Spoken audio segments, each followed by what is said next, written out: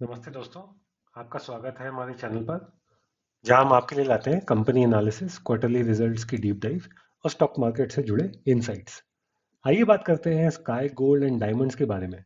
Recently company ने call किया था। स्टॉक कल 13% रैली भी किया था। दोस्तों, सबसे पहले बात करते हैं स्काई गोल्ड एंड डायमंड्स के बिजनेस मॉडल की।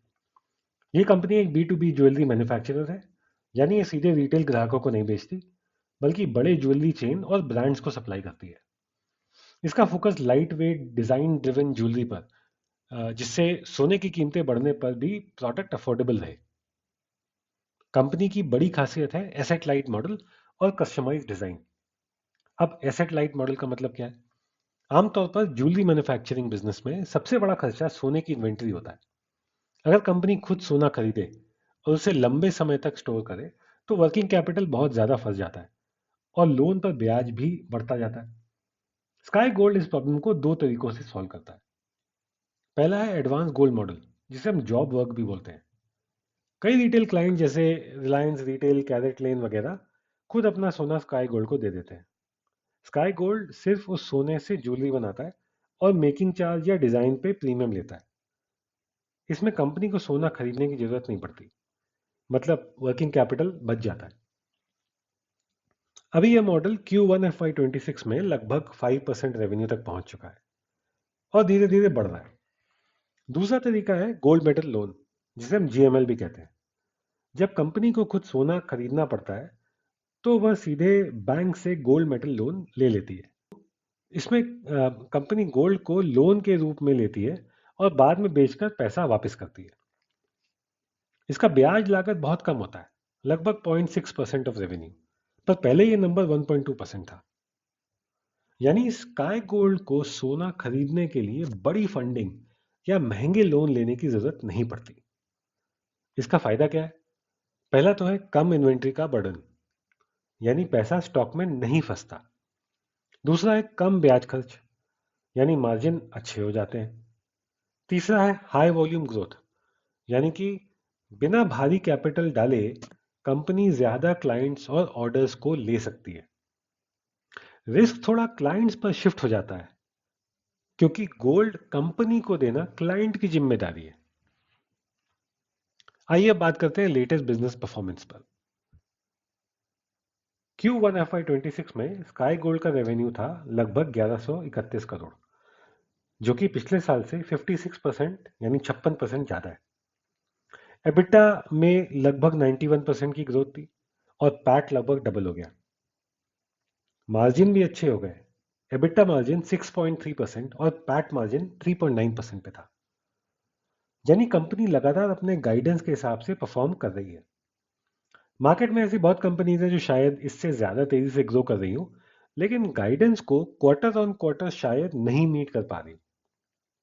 और ये कहना गलत नहीं होगा कि ये एबिलिटी काफी अंडररेटेड है। आइए देखते हैं कौन से प्रोडक्ट कैटेगरीज में ये कंपनी है। कंपनी का लगभग 87 से 90% बिजनेस 22 कैरेट गोल्ड ज्वेलरी से आता है।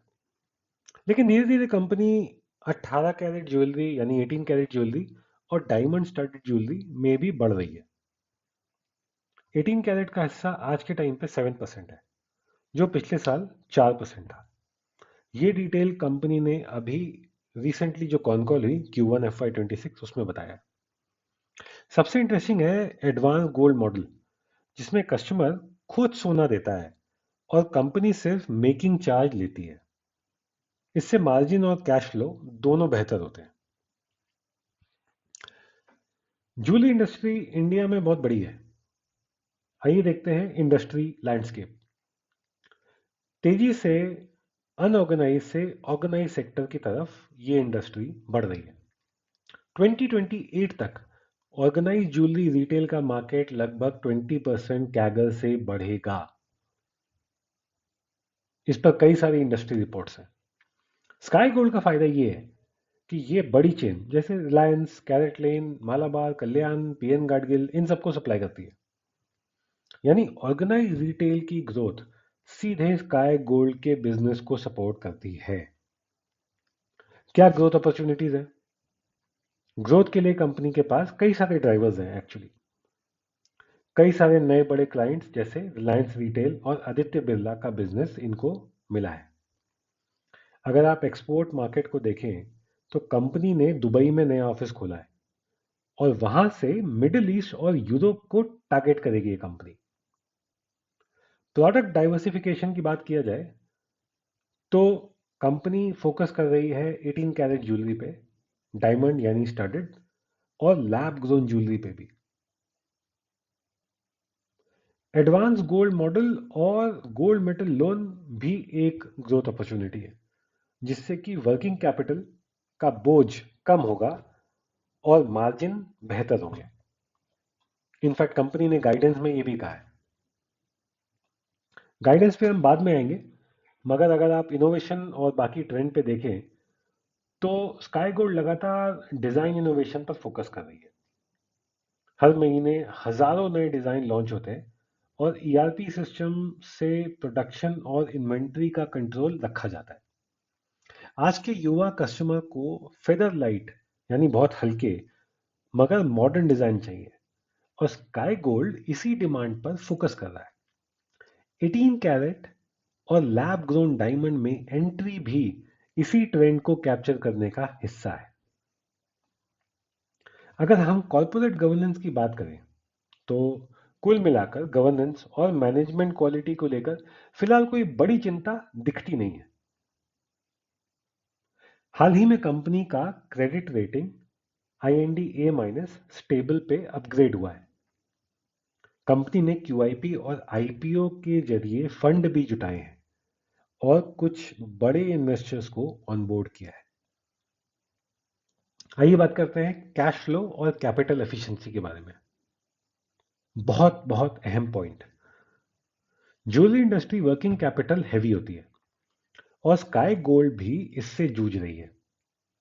Q1 में इन्वेंट्री और डेटर डेज काफी हाई थे, लेकिन कंपनी का टारगेट है कि FY27 तक वर्किंग कैपिटल साइकिल 52 से 55 दिन तक लाया जाए, यानी 52 से 55 दिन तक लाया जाए। इसके लिए एडवांस गोल्ड लोन और GML बहुत मदद। कंपनी उम्मीद कर रही है कि FY27 तक ऑपरेटिंग कैश फ्लो पॉजिटिव हो जाएगी। आइए एक बार वैल्यूएशन देख लेते हैं। तो वैल्यूएशन की बात करें तो कंपनी का करंट PE लगभग 28 से 30 के बीच में है, जो बाकी के ज्वेलरी मैन्युफैक्चरिंग कंपनीज से काफ़ी कम है। अगर आप देखें तो टाइटन 80 प्लस के PE पे है, कल्याण काफ़ी नीचे गिरी है पर फिर भी 65 के ऊपर है। हालांकि ये भी सच है कि B2B कंपनीज को B2C कंपनीज से कम वैल्यूएशन मिलता है लगभग हर एक इंडस्ट्री में। इसलिए हम इसको टाइटन या कल्याण जैसी कंपनी से कंपेयर नहीं कर सकते। उसी तरह जिस तरह हम मारुति या Hyundai को सोना BLW या ऊना मिंडो से कंपेयर नहीं कर सकते। लेकिन अगर FY27 तक गाइडेंस पूरी हुई तो फॉरवर्ड PE और भी नीचे लग सकता है। तो वैल्यूएशन उस हिसाब से चीप लग सकता है, लेकिन अगर कंपनी गाइडेंस मीट करती रहे तो। आइए समरी और कंक्लूजन देखते हैं। तो हमारे चार मेन पॉइंट्स थे। एक तो कंपनी में स्ट्रांग ग्रोथ है। Q1 में 56% रेवेन्यू ग्रोथ और प्रॉफिट डबल हुआ। डाइवर्सिफिकेशन, कंपनी 18 कैरेट डायमंड और एक्सपोर्ट्स में तेजी से एंट्री कर रही है। मार्जिन और कैश फ्लो पे रिस्क। मार्जिन अभी बहुत पतले हैं, इवन दो उन्होंने गाइडेंस दिया है कि मार्जिन एक्सपैंड करेंगे, लेकिन फिलहाल कम है। और वर्किंग कैपिटल अभी भी थोड़ा चैलेंजिंग है।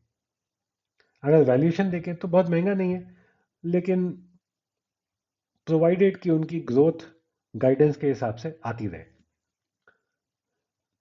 जो रिटेल इन्वेस्टर्स हैं उनके लिए ये समझना जरूरी है कि ये कोई गारंटी शुदा रिटर्न देने वाली कंपनी शायद ना हो, बल्कि इसका जो भी सक्सेस है वो डिलीवरी पे डिपेंड करता है।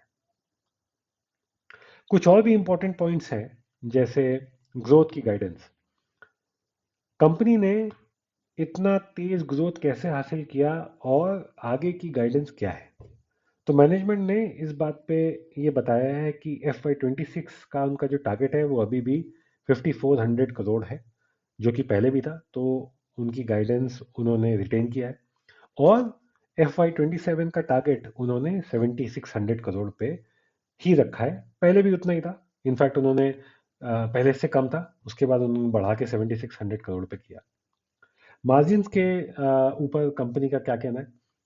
कंपनी ने बोला कि उनका जो आउटलुक है मार्जिन पे, Q1 पे एबिटा मार्जिन 6.3% था और पैट मार्जिन 3.9% था।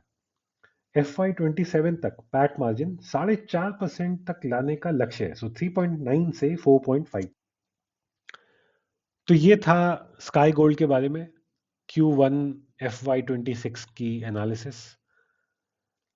दोस्तों, अगर आपको ये एनालिसिस मददगार लगा तो चैनल को सब्सक्राइब करना ना भूलें और बेल आइकन दबाएं, ताकि आपको हर नए वीडियो की अपडेट मिले। यहाँ पर हम हर हफ्ते कंपनियों के बारे में, इंडस्ट्री ट्रेंड्स, मार्केट इंसाइट्स को आसान ले सकें। याद रखें, इस चैनल पर शेयर की गई सारी जानकारी सिर्फ एजुकेशन के लिए है। इसे किसी भी हालत में इन्वेस्टमेंट एडवाइस न समझें। तो मिलते हैं अगले वीडियो में एक नए एनालिसिस के साथ।